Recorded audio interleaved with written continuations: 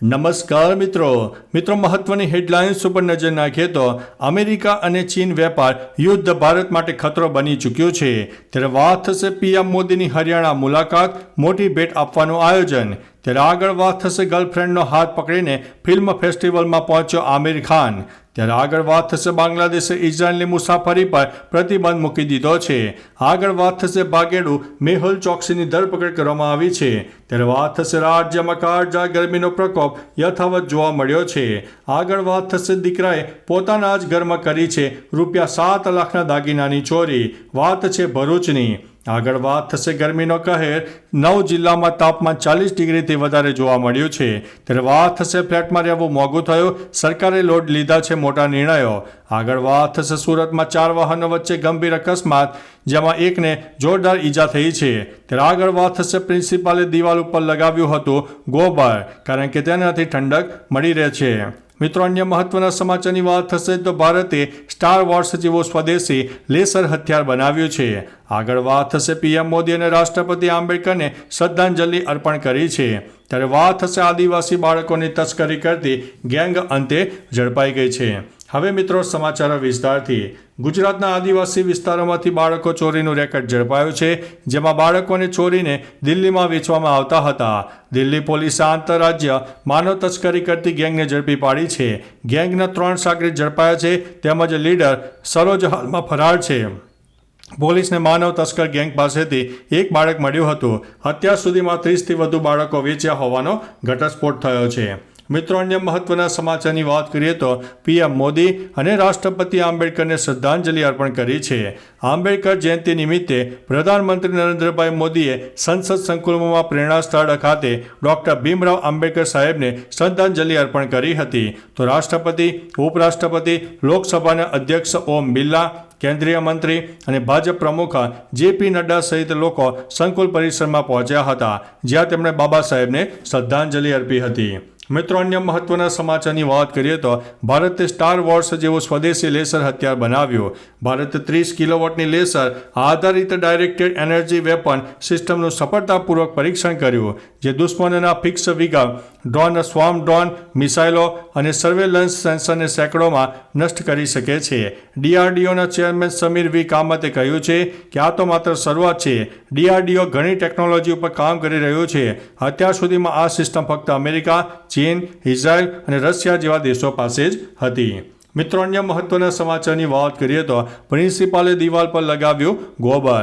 દિલ્હી યુનિવર્સિટીની લક્ષ્મીબાઈ કોલેજના આચાર્ય પ્રત્યુષ્યા વત્સલા અને અન્ય સ્ટાફ સભ્યો ગાયના છાણનો ઉપયોગ કરીને વર્ગખંડની દિવાલો પર પ્લાસ્ટર કરતા જોવા મળી રહ્યા હતા. આ ઘટનાએ લોકોનું ધ્યાન ખેંચ્યું છે. ઘણા લોકો આ પહેલને હેતુ અને મહત્વ વિશે ચર્ચા કરી રહ્યા છે. આ સંશોધનનો મુખ્ય હેતુ વર્ગખંડોને કુદરતી રીતે ઠંડા રાખવા માટે સ્વદેશી અને પર્યાવરણને અનુકૂળ પદ્ધતિ અપનાવવાનો રહેલો છે. મિત્રો અન્ય મહત્વના સમાચારની વાત કરીએ તો સુરતમાં 4 વાહનો વચ્ચે ગંભીર અકસ્માત, એકને થઈ છે ઈજા. સુરતના કોસંબા નજીક વહેલી સવારે 3 ટ્રેલર અને લક્ઝરી બસ વચ્ચે ભયંકર અકસ્માત થયો. નેશનલ હાઈવે 48 પર થયેલા અકસ્માતમાં એક વ્યક્તિને ઈજા પહોંચી છે. અન્ય લોકોને પણ ગંભીર ઈજાઓ પહોંચી છે. ઈજાગ્રસ્તોને નજીકની સરકારી હોસ્પિટલમાં ખસેડાયા છે. અકસ્માતને પગલે હાઈવે પર ટ્રાફિક જામ સર્જાયો હતો. પોલીસે ડ્રાઈવરના નિવેદન લઈને તપાસ પણ શરૂ કરી છે. મિત્રો અન્ય મહત્વના સમાચારની વાત કરીએ તો ફ્લેટમાં રહેવું મોંઘું થયું, સરકારે લીધા છે મોટા નિર્ણય. ફ્લેટમાં રહેવું હવે મોંઘું થવા જઈ રહ્યું છે. એક મોટો નિર્ણય લેતા સરકાર હાઉસિંગ સોસાયટીના મેન્ટેનન્સ પર 18% GST લાદવા જઈ રહી છે. જોકે નિયમો મુજબ જો કોઈ વ્યક્તિ પાસે હાઉસિંગ સોસાયટીમાં 2 કે તેથી વધુ ફ્લેટ હોય અને તે દર મહિને દરેક ફ્લેટ માટે 7,500 એટલે કે કુલ 15,000 મેન્ટેનન્સ ચૂકવે છે, તો તેણે ફ્લેટના હિસાબે GST નહીં ચૂકવવો પડે. આખી રકમ GST ચૂકવવો પડશે. મિત્રો અન્ય મહત્વના સમાચારની વાત કરીએ તો ગરમીનો કહેર, 9 જિલ્લામાં તાપમાન 40 ડિગ્રીથી વધુ. ગુજરાતમાં ઉનાળાની કાળઝાળ શરૂઆત થઈ ગઈ છે. કંડલામાં 43.6 ડિગ્રી સાથે સૌથી વધારે તાપમાન નોંધાયું છે. જ્યારે અમદાવાદ, ગાંધીનગર, રાજકોટ સહિત 9 જિલ્લામાં તાપમાન 40 ડિગ્રીને પાર થયું છે. હવામાન વિભાગે 17 એપ્રિલ સુધી હીટવેવની આગાહી વ્યક્ત કરી છે.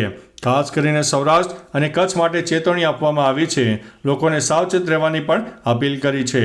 મિત્રો અન્ય મહત્વના સમાચારની વાત કરીએ તો દીકરાએ પોતાના જ ઘરમાં કરી છે ₹7 લાખના દાગીનાની ચોરી.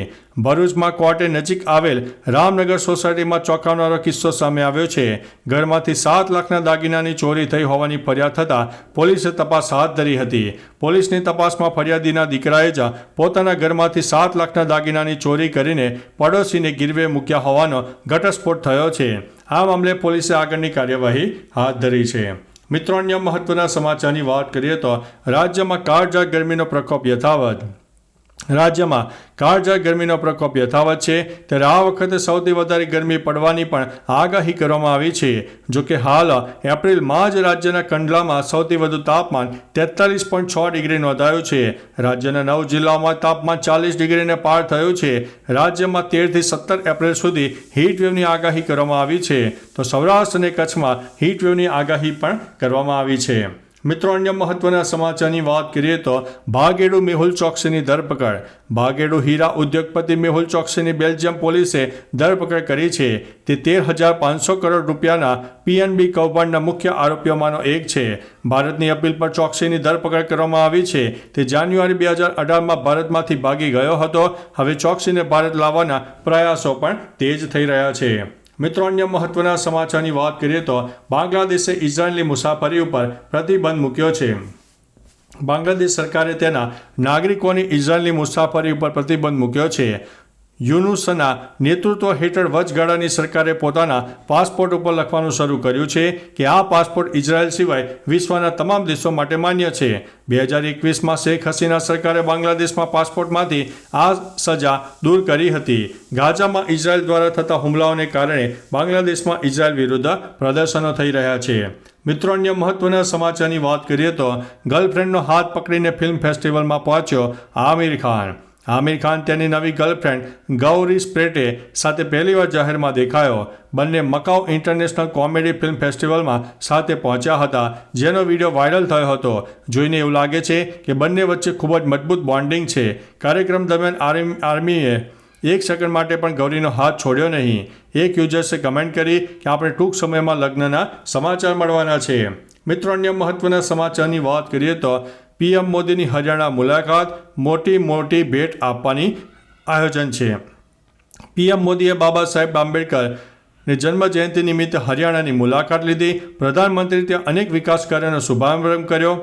સવારે તેઓ અયોધ્યા માટે હરિયાણાની પ્રથમ કોમર્શિયલ ફ્લાઇટનું ઉદ્ઘાટન કર્યું. પછી તેઓ એરપોર્ટ ઉપર પહોંચ્યા અને 410 કરોડ રૂપિયાના ખર્ચે બનેલા નવા ટર્મિનલ બિલ્ડિંગનો શિલાન્યાસ કર્યો અને જાહેર સભાને સંબોધન કર્યું હતું.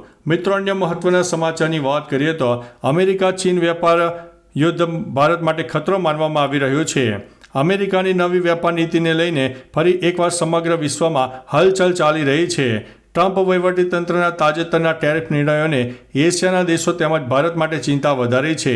મૂડીઝ રેટિંગ કહે છે કે જો આ રીતે ચાલુ રહેશે તો એશિયાના અર્થતંત્ર પર તેની ગંભીર અસરો પડશે. મૂડીઝે ભારતના 2025ના GDP વૃદ્ધિનો અંદાજિત 6.4થી ઘટીને 6.1 કર્યો છે. તો ચાલો મિત્રો, ફરીથી દેશ અને દુનિયાના સુપરફાસ્ટ સમાચાર લઈને મળતા રહીશું. ત્યાં સુધી અમને રજા આપશો. નમસ્તે.